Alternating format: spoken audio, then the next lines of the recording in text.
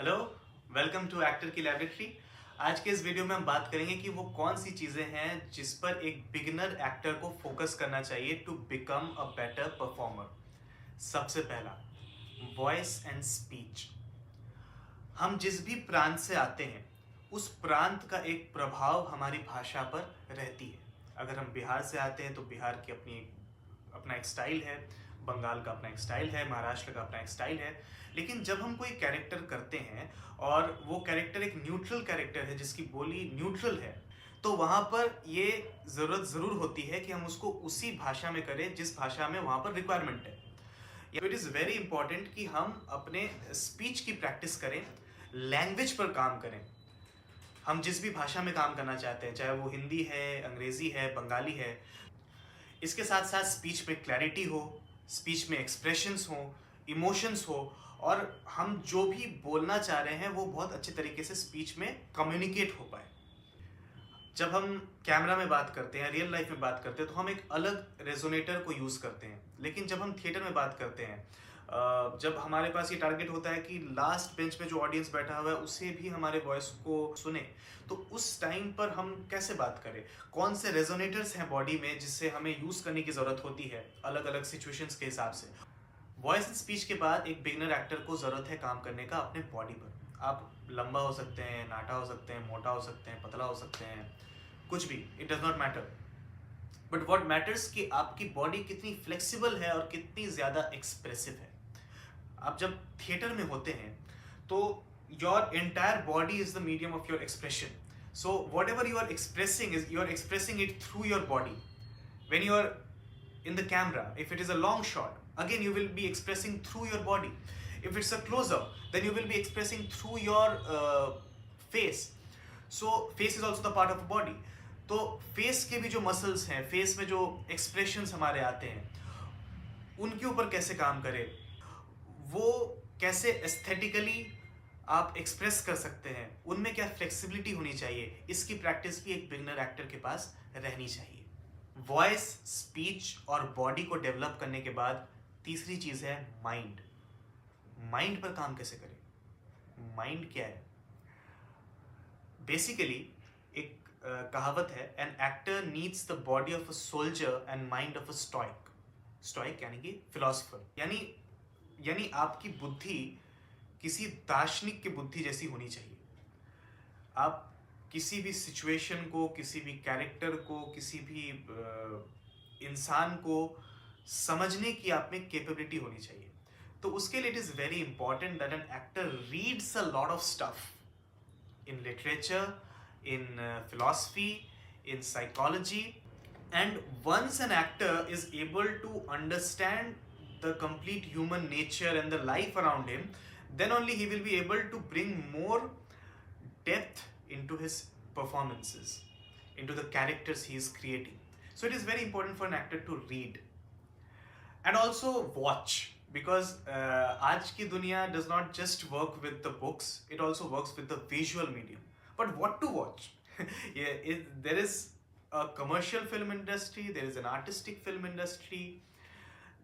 There has been so many movements in the cinema industry. There has been Italian neorealism or German expressionism, or the movies from China or Iranian films. An actor needs to watch a lot of films and then get a composite idea of in which craft they are about to work in. अगर आप cinema में काम करना चाह रहे हो तो आपके पास वो आइडिया होनी चाहिए कि आप जिस मीडियम में काम कर रहे हो उस मीडियम में टोटल कितना काम हुआ है और कैसा कैसा हुआ है और कहाँ कहाँ हुआ है। आप अगर थिएटर में काम कर रहे हो तो आपको थिएटर का भी आइडिया होना चाहिए, not just theatre which is there in India but also globally भी थिएटर में कैसा काम हो रहा है, और इंडिया में भी not just what is there, what is the going on in the cities, but also in the villages. India's folk theatre is very rich. One has to know what is a tamasha or a nautanki or a jatra. One has to get an idea of it. Now, once a complete idea of the medium and the world we are living in and humanity comes to an actor, then only an actor becomes mature as a performer. So it is very important for them to read and watch. और जब हम ये body, mind और voice पर काम कर रहे हैं तो पैरेलली हमें एक और चीज के ऊपर काम करते रहना है, which is the acting techniques. बहुत सारे एक्टिंग टेक्निक्स हैं, बहुत सारी किताबें हैं। स्टैनिस्लावस्की है, माइजनर है, हमारे इंडिया का अपना नाट्य शास्त्र है, प्रसन्ना जी की किताब है। तो when an actor is practising, when an actor is creating their craft, तो that is when an actor needs to read about all these books।